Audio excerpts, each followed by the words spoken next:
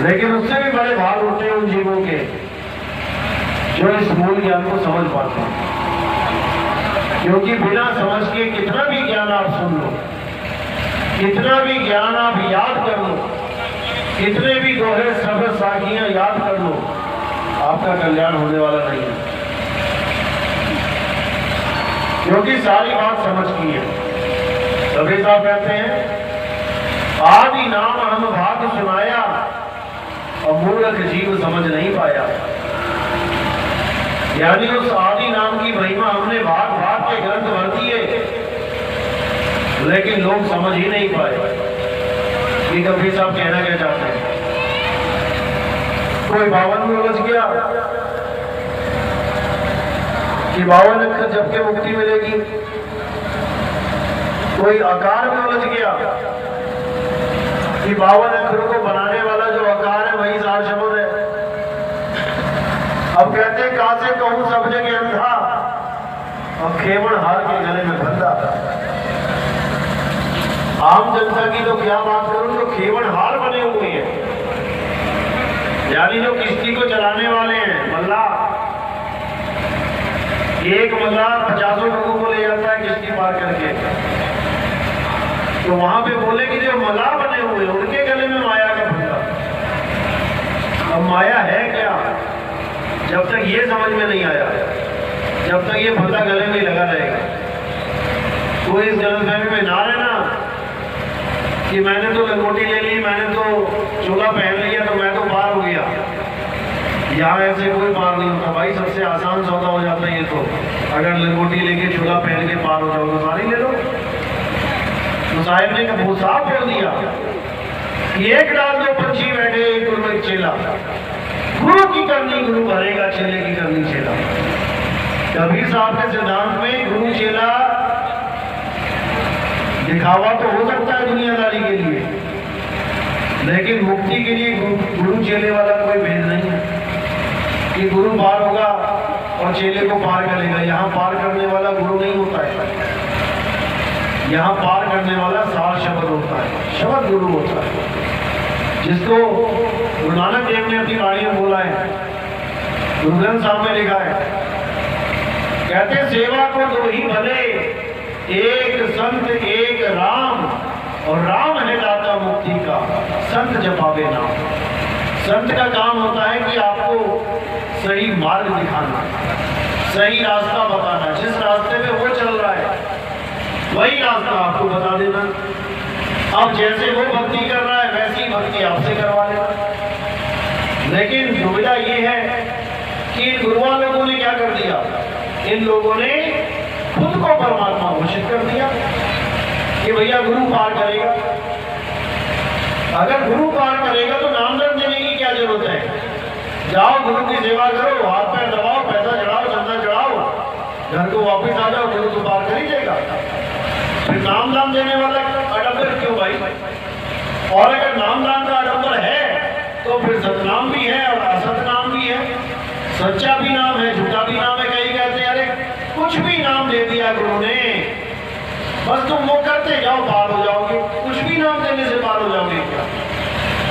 तुम्हारे पेट में दर्द है, दवाई की दुकान पे गए, हजारों दवाइयां पड़ी हैं, मेडिकल स्टोर वाला बोले थे कुछ भी ले जा, कुछ भी खा ले, 3600 दवाइयां पड़ी हैं, पेट दर्द ठीक हो जाएगा क्या? नहीं ठीक होगा। जब तक उस बीमारी की दवाई तुम्हें नहीं मिलेगी जो तुम्हें लगी है, जब तक तो बीमारी खत्म होने वाली नहीं। इसलिए सबसे पहले ये विचार करना है कि मुझे चाहिए क्या, मैं गुरु के पास जा रहा हूं, मुझे चाहिए क्या। हम कोई भी सामान लेने जाते हैं मार्केट में तो हमें पहले ही पता होता है कि हमने क्या लेने जाना है। ऐसे नहीं झूला उठा के चल पड़ते हैं कि चलो देखते हैं क्या लेके आता हूँ आज। आपको पहले पता होता है कि मैं दही लेने जा रहा हूँ, या मैं कोई लोटा लेने जा रहा हूँ, या मैं कोई दवाई लेने जा रहा हूँ, और उसी दुकान में आपके कदम ऑटोमेटिक चले जाते हैं जहां पर वो सामान पड़ा होता है। कहने का मतलब ये है कि जब तक आपको यही नहीं पता कि मैं जो नाम लेने जा रहा हूं वो है क्या, उससे कल्याण होगा कि नहीं होगा, जब तक आपका कुछ होने वाला नहीं है। इसीलिए कबीर साहब ने बोला कोटि नाम संसार में इनसे मुक्ति ना होए। अब ये कोटि नाम देता कौन है? कोटि नाम संसार में इनसे मुक्ति ना होए, ये कोटि नाम देता कौन है? गुरु, जिसको हमारी भाषा में गुरु कहते हैं, दुनियावी भाषा में गुरु कहते हैं, क्योंकि गुरु ही है जो कोटि नाम पकड़ा दिए जिन्होंने। और साहिब क्या बोल रहे हैं कि कोटि नाम संसार में इनसे मुक्ति ना होए, कुपथ नाम सतपुरुष का पूजे विचार हुए। अब ये क्या है भाई? हम तो ये समझ के बैठे थे कि गुरु के पास जाओ, जो नाम दे दिया गुरु जी ने, सच्चे हृदय से उस नाम का जाप करो, मुक्त हो जाओ। तो ये तो है क्यों बोलने पड़े भाई? ये तो है बोलने की जरूरत क्या पड़ गई? क्योंकि ये सारे नाम, कोटि नाम, ये 52 अक्षरी नाम हैं। ये 52 अक्षरों के द्वारा बनते और बिगड़ते हैं। लेकिन जो परमात्मा का आदि नाम है वो 52 से न्यारा है। इसीलिए साहिब ने बोला 52 के जंजाल में फंस गया ये संसार, और सिमरन 52 का करे कैसे लागे पार। परमात्मा का सिमरन करना था और करने क्या लगे? 52 अक्षरों का जाप करने लगे। तो साहिब कहते 52 अक्षर जीवा धारा, आदि अक्षर जी व्यासे न्यारा, वाही को सत सिमरन कहिए, सिमर सिमर में उतरो पारा। जब तक 52 से परे की वस्तु आपको नहीं समझ में आई, वो कोई लेने देने की चीज नहीं है। याद रखना कि वो 52 से परे की वस्तु भी तुम लेने जा रहे हो कहीं पे। अरे भीगा भूखा तो नहीं, सबकी गठड़ी लाल, और गांठ खोल देखा नहीं, ताते भय कंगाल। गुरु केवल गांठ खोलना सिखाता है, ना कि कोई नाम देता है। ये लेने देने का सौदा दुनियावी होता है। एक हिरण दूसरे हिरण को क्या देगा? दोनों के पास कस्तूरी है, लेकिन उसका भेद बताया जाता है। वस्तु अमोलक दी मेरे सतगुरु।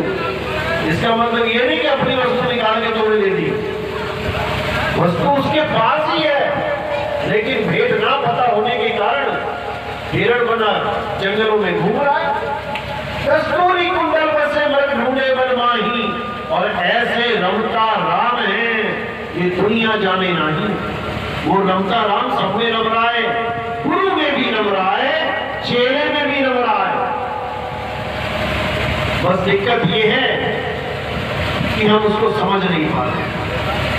तो कबीर साहब ने कोई कमी नहीं छोड़ी। एक नाम को जान के पूजा दे बहा। कौन सा नाम जान लिया और कौन सा बहा दिया? यही एक बार मन में खोज के